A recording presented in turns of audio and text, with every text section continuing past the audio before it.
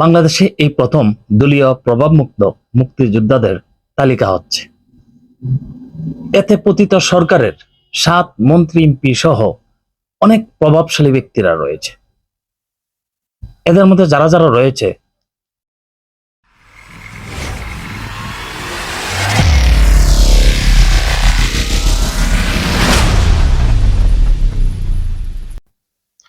সুপ্রিয় দর্শক, শুভেচ্ছা নিন।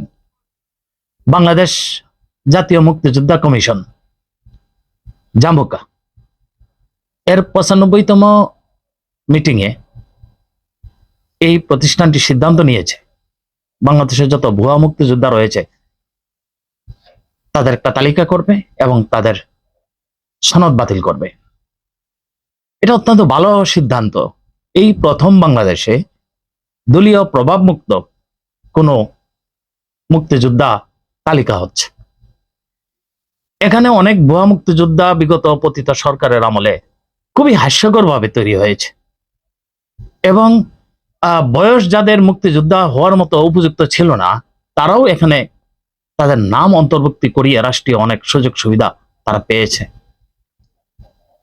এর মধ্যে সর্বাগ্রে বলা চলে মুক্তিযোদ্ধা বিষয়ক মন্ত্রী আকম মোকাম্মেল হোসেন, গাজীপুর থেকে নির্বাচিত। তিনি মুক্তিযোদ্ধা এই কমিশনের চেয়ারম্যান ছিলেন জামুকার, এবং মন্ত্রী হিসাবে তিনি নিজেই মুক্তিযোদ্ধা ছিলেন না।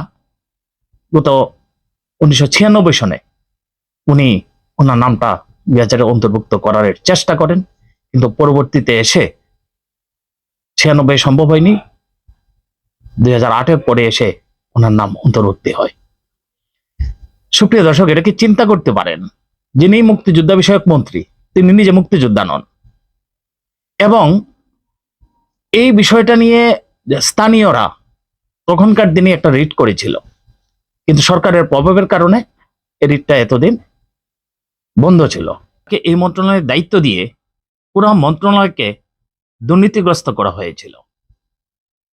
এ আকম মোজাম্মেল হকের তত্ত্ব উপাত্ত যাচাই বাছাই চলছে। কথিত আছে যে ভারতে যারা ট্রেনিং নিয়েছিল, যে তালিকা রয়েছে সেই তালিকায় উনি অন্তর্ভুক্ত নেই। এরপরে আরো ইন্টারেস্টিং যে বিষয়টা ছিল সেটা হচ্ছে সমরেজাউল করিম। আপনারা দেখেছেন তার আস্ফলন এবং তার কথাবার্তার দৈন্যতা। সেই সমরেজাউল করিম মুক্তিযুদ্ধের সময় 10 বছরের নিচে তার বয়স ছিল। উল্লেখ্য যে মুক্তিযুদ্ধ হতে হলে 12 বছরের অধিক বয়সের হতে হয়। এটা অত্যন্ত হাস্যকর একটা বিষয়, যা যাচাই বাছাই চলছে।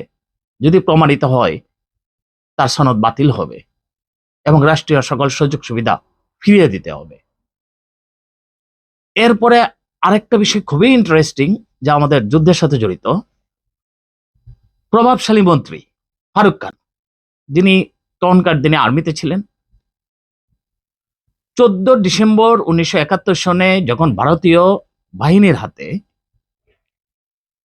পাকিস্তানি বাহিনী আত্মসমর্পণ করে, তখন 23 পাঞ্জাব ব্রিগেডে এই ফারুক খান ছিলেন, যিনি নিজেকে বাঙালি হিসাবে তখন পরিচয় দিতে লজ্জাবোধ করতেন।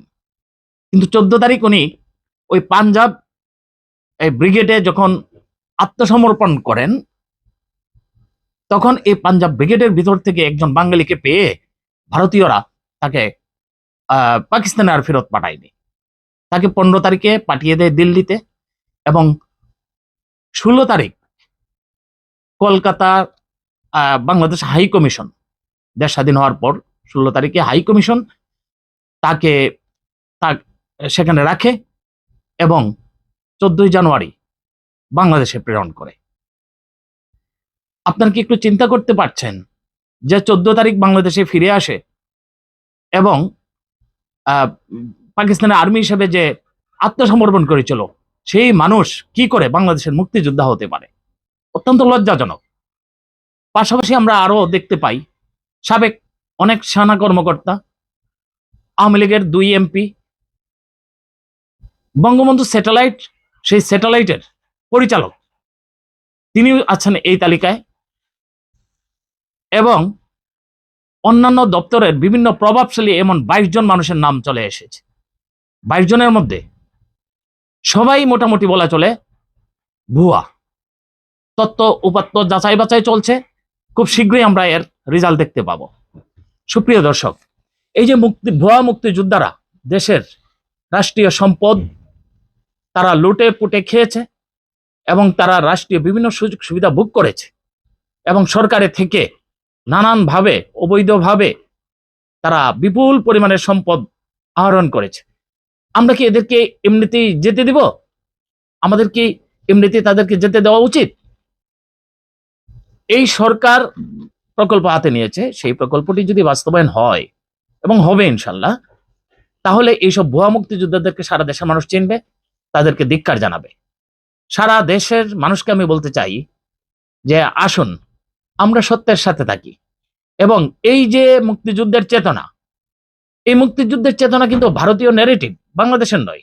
বাংলাদেশ ছিল স্বাধীনতার চেতনা, কিন্তু আওয়ামী লীগ এককভাবে ভারতের ন্যারেটিভটাকে ধারণ করে আমাদের স্বাধীনতাকে তারা অস্বীকার করে এইসব ভুয়া মুক্তিযোদ্ধাদেরকে ভিতরে ঢুকিয়ে এবং তাদের দলকে ভারী করে বাংলাদেশকে কিভাবে রাজ্যে পরিণত করা যায় সেটাই ছিল তাদের মূল লক্ষ্য। আমরা চাই যে এই স্বাধীনতার চেতনা শব্দটা আমাদের সামনে বেরিয়ে আসুক এবং মুক্তিযুদ্ধের চেতনা আমরা চাই না। আমরা যে দেশ স্বাধীন, সেই স্বাধীনতা আমরা ভোগ করতে চাই। এই সরকারকে ধন্যবাদ দিতে হয় যে এই প্রথম বিএনপি, আওয়ামী লীগ, জাতীয় পার্টি এইসব কোনো দলকে না ভেবে সঠিক মুক্তিযোদ্ধাদের তালিকা নির্ণয়ে তারা কাজ করে যাচ্ছে। খুব শীঘ্রই আমরা দেখতে পাবো আসল মুক্তিযোদ্ধা কারা এবং নকল মুক্তিযোদ্ধা কারা। আপনারা ভালো থাকবেন। আমার কথায় তখন ধৈর্য ধরে শোনার জন্য আপনাদেরকে অসংখ্য ধন্যবাদ।